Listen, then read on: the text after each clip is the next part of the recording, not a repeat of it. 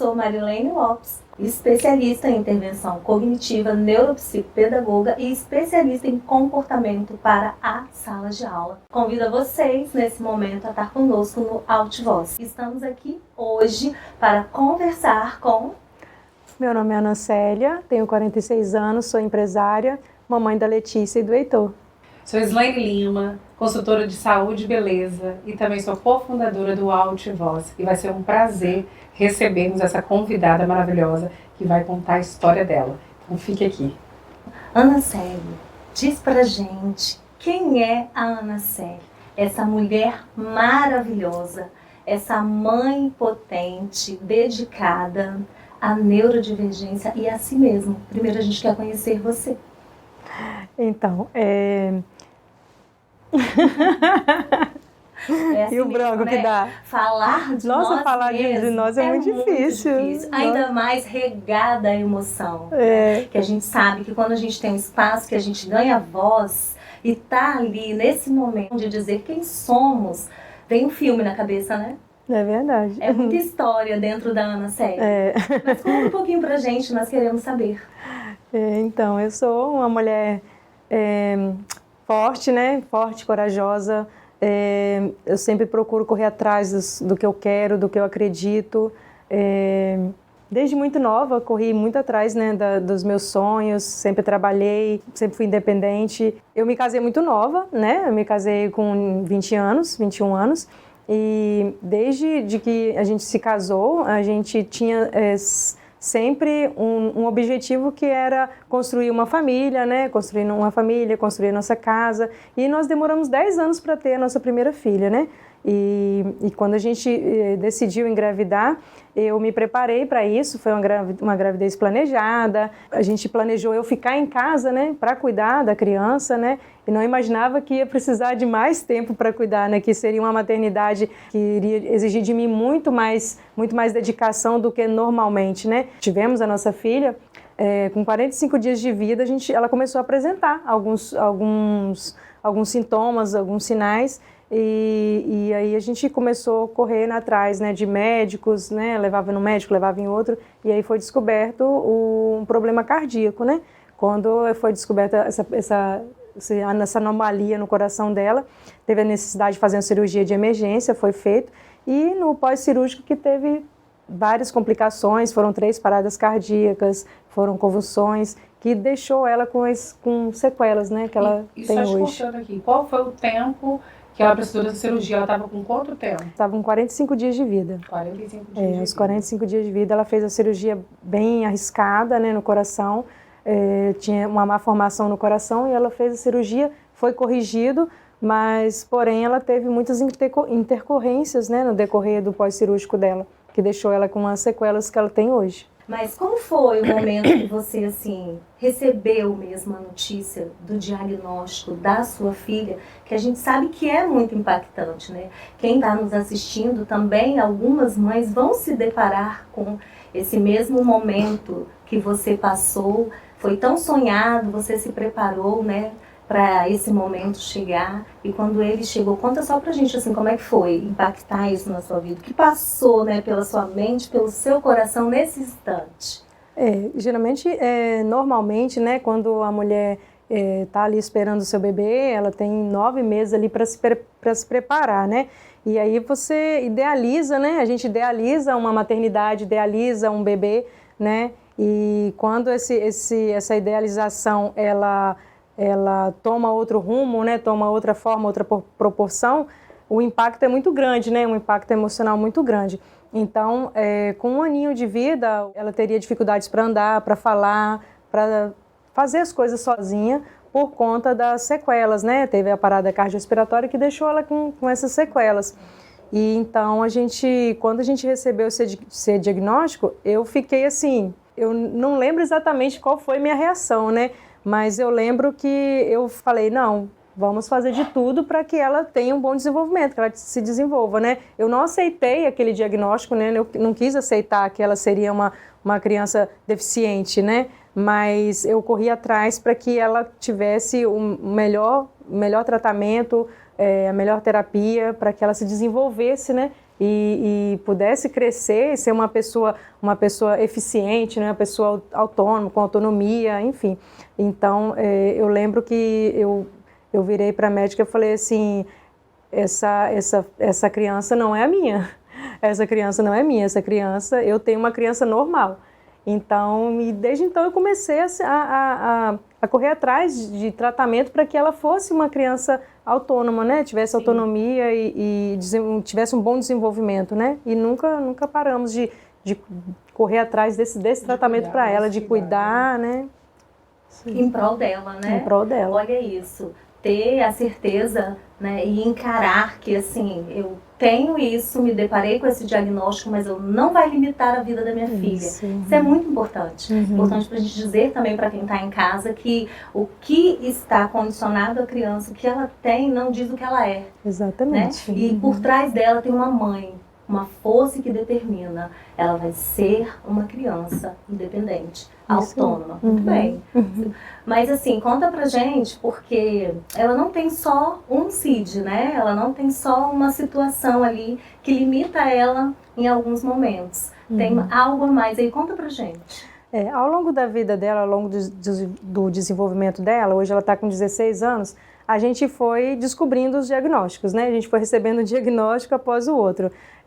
Hoje ela tem paralisia cerebral, tem deficiência intelectual, tem baixa visão e aos 11 anos ela recebeu o diagnóstico de autismo. Esse diagnóstico de autismo que ela recebeu, não invalidando os outros, né, gente? Porque são situações e são diagnósticos, né, aí descobertos da criança que você pôde ir ajudando à medida, né, da sua filha avançar cada vez mais. A gente descobrindo o diagnóstico é uma oportunidade de estar ali fazendo o tratamento e amenizando, né, esse prejuízo que a criança vai tendo no momento. Então, perante tudo isso, você também descobriu que ela tinha autismo, né? Assim. E como especialista em autismo, eu preciso te perguntar, como que você descobriu? Isso, o diagnóstico de autismo dela foi através do meu filho, né? Eu engravidei pela segunda vez, né, do meu filho, do Heitor, hoje com 8 anos, e aos 2 anos e meio eu comecei a perceber algumas coisas diferentes nele, né? Algumas estereotipias, alguns sinais que eu já estava atenta, porque a Lelê também tinha esses sinais, né? Até então não tinha o nome de autismo, né? Nessa época eu ainda não estava assim muito por dentro. Acho que era síndrome de Asperger, né? É isso, eu não estava muito por dentro assim do autismo, eu estava por dentro começando as investigações. Exato. E aí ele, com 3 anos eu levei ele no neurologista e foi fechado o diagnóstico de autismo no nível 1 de suporte. E aí o médico virou para mim e falou, inclusive a irmã, né, com todos os diagnósticos que ela tem, todos os CIDs que ela tem, ela apresenta todas as características e todos os sinais de autismo, porém nível 3 de suporte, né, porque até então ela não falava, né, a parte cognitiva dela é muito comprometida, enfim, ela apresentava todos os sinais de autismo, né, e aí ele virou para mim e falou, se você quiser que eu coloque esse CID no laudo dela, a gente coloca. Se você não quiser, tá tudo bem. Falei, não, pode colocar. Tem tratamento? Tem, vamos encaminhar os dois para tratamento, para terapia ABA e não sei o que, me explicou tudo. E aí eu falei, coloca os dois aí no pacote e vamos embora. E aí eu comecei a correria com os dois, né? Diante do que ele percebeu que ela teria sinais também, né? Embora o diagnóstico do irmão, ele propôs, né? E aí também propôs o tratamento para poder fazer a avaliação, sim, né? Isso, foi feita a avaliação, exatamente. Os dois passaram por todo um processo de avaliação, foram 6 meses de avaliação, de fonoaudiólogo, até fechar o diagnóstico completo dos dois, né? E aí foi feito, foi fechado. Equipe multidisciplinar, uma equipe multidisciplinar. Que é importante a gente dizer para quem está em casa que essa avaliação ela é muito importante. E ela é feita com uma equipe, né, multidisciplinar. É tanto que assim veio o resultado. Sim, são tanto 8 do sessões. Heitor quanto da Letícia. Isso, foram feitas 8 sessões, né, de avaliação. Os dois passaram por essa avaliação e foi constatado, né, o autismo, e os dois foram encaminhados para tratamento juntos. Ana, conta pra gente, pra quem está em casa também, se você já sofreu algum preconceito, né, diante da situação das suas crianças por serem neurodivergentes, por serem autistas. Conta um pouquinho pra gente. Eu nunca sofri preconceito diretamente, né? Mas indiretamente a gente percebe, né? Os olhares das pessoas com relação principalmente a Lele, que é um pouquinho mais velha, né? Quando ela faz uma birra num ambiente público, né? As pessoas já olham torto, né? Mas assim, nunca enfrentei algum preconceito diretamente. Com relação ao Heitor, eu passo assim algumas situações difíceis que deixam, né, que dói na alma, né, porque ele, principalmente ele agora que está com 8 anos, em algumas situações assim, por exemplo, semana passada a gente passou uma situação assim no parquinho, a gente chegou no parquinho, ele estava brincando, ele anda na pontinha dos pés, ele tem muita ecolalia, então as crianças já observaram que ele era diferente e começaram a meio que fazer brincadeiras com ele, né, chamando. Um menino começou a chamar os outros para poder imitar ele, né? E aí ele não percebeu aquilo, né? Ele ainda não tem essa malícia, né, de perceber que as pessoas estão rindo dele e tudo.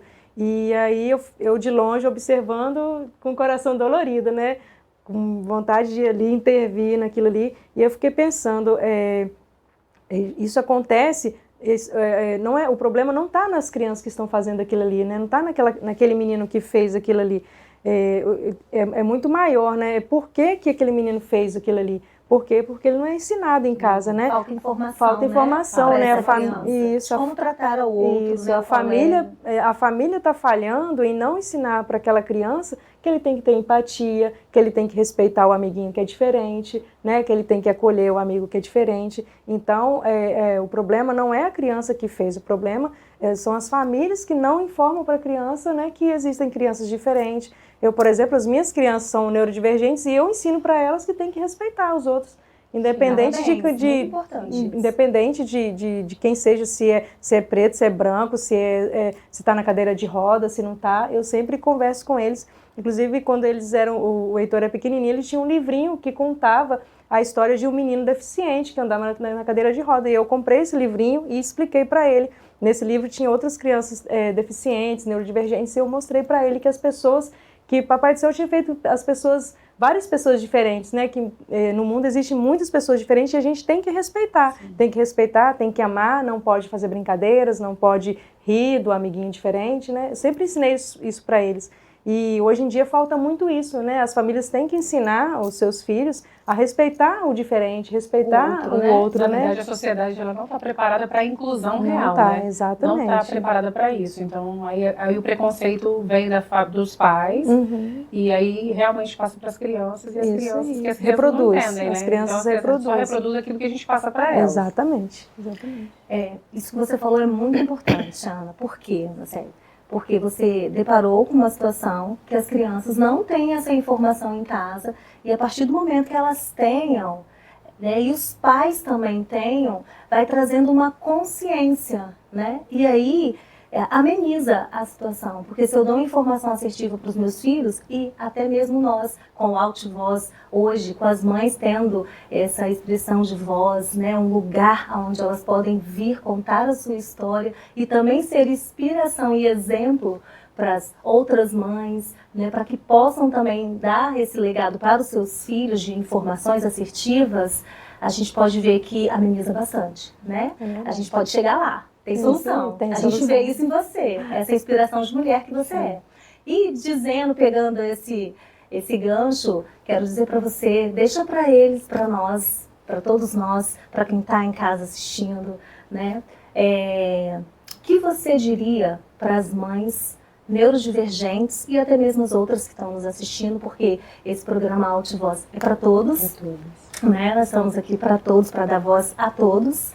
O que você diria como legado, né, para esses pais que fez parte da sua vida como avanço, né, que a gente sabe que ela ainda vai contar para a gente a superação dela, mas o que você diria para esses pais neste momento que têm os seus filhos e a gente sabe que você teve uma superação que daqui a pouco você vai contar como legado? Eu diria que para não desistir, né, para não desistir. E eu diria para todas as pessoas para terem empatia, respeito, né, com as famílias, com as pessoas, né, independente se são crianças, são jovens, são adultos, terem respeito e empatia, né, pelas famílias atípicas, porque por trás de uma capa, né, tem uma história, por trás, né? Uma história... Muito bem colocado. Isso, cada um tem uma história diferente de vida, de superação, de dificuldades. Então, eu acho que o respeito e a empatia, né? Menos o amor, julgamentos, menos né? julgamento, né? O amor ao próximo, isso que faz a diferença, né? Na nossa sociedade. E na vida de cada um. Na vida de cada um. Daquelas mães que também estão lutando e das crianças. Exatamente. Gente, que história linda, né? A gente fica assim impactada. Eu também sou uma mãe atípica também, assim como a Ana Célia. E ela me ajudou muito na superação, principalmente quando eu recebi meu laudo. Mas a minha história não é daqui hoje, a história é dela. E nós vamos falar como ela se superou, como ela se tornou essa empresária de sucesso que ela vai contar agora. Ana Célia, conta pra gente como que é hoje a sua vida como empresária de sucesso, com as duas empresas que você tem, você e o Eli. Conta pra gente um pouquinho como que é a Ana Célia, empresária. Em 2015, né, meu marido teve a ideia da gente abrir um restaurante. Por conta de uma dificuldade financeira, né, ele teve essa ideia de abrir um restaurante. E aí eu falei, tá, mas quem vai cozinhar? Ele falou, você. Aí eu, bacana. E aí nós começamos na varanda da nossa casa, né, eu cozinhando no meu fogão de 4 bocas. Começamos a cozinhar ali e montamos o nosso restaurante, né, na nossa casa, na varanda da nossa casa, e foi ali que a nossa história começou. Hoje a gente já tem 10 anos de existência, né, e além da Dona Chica, a gente tem também estamos, né, construindo a nossa fábrica de caldos, né, e o Esquenta Aí, e nós estamos nos dividindo aí entre a gestão das empresas e o cuidado com as crianças, né. Gente, para vocês que estão aí no Brasil afora e quer vir aqui para o Espírito Santo, precisa conhecer o Dona Chica. O Dona Chica é um restaurante aqui em Serra, no Espírito Santo, de comida nordestina. E também ela tem a empresa dela, que é o Esquenta Aí, que é de caldos. Então, para você aí que gosta de comer aquele caldinho e também quer comer comida prática, é super prática, é só esquentar no micro-ondas e comer. Então, ó, a gente vai deixar o Instagram dela aqui também para vocês entrarem lá. E quando vier para o Espírito Santo, já vem conhecer o Dona Chica. Fica a dica. Já fica a dica para cá. E é uma delícia, gente. Ó, aproveitem. E a superação de Ana Célia, gente. A superação, ela contou essa história dela de empresária. Mas hoje, a Ana Célia, ela é uma inspiração para nós mães, para nós mulheres. Verdade. E ela vai falar um pouquinho do que é essa mulher que supera, que inspira outras mulheres. Conta pra mim aí, Ana Célia. Um segredo aí, né? Tem De mãe segredo. atípica, mulher, Empresária, né? De superação. Esposa. Serve de inspiração para todas as mães que estão aí, que é possível, gente. É possível, né? E aí, ela achou que não estava pouco. O que você está fazendo agora, Lucélia, para te inspirar mais ainda e você buscar força? Tô correndo. Tá, Na minha correria, eu corro. Gente, ela encontrou um hobby delicioso, né? Que faz muito bem para a saúde, qualidade de vida, corrida. E as corridas estão em alta, né? Tá em sucesso aí. E além de tudo, você tá correndo. Isso. Na verdade, eu comecei a correr em 2019, na academia que eu frequentava, e comecei a correr. E aí veio a pandemia, eu continuei correndo sozinha, né? Na pandemia. Depois eu fui para outra, quando voltou as atividades, eu fui para uma outra academia, levei essa ideia para lá e hoje a gente tem um grupo de quase 30 mulheres que correm. E a gente está sempre participando das corridas, é um hobby muito gostoso, né? Aos domingos, a gente, depois de uma semana cansativa de correria, com criança, com trabalho, a gente reúne todo mundo e vamos correr para...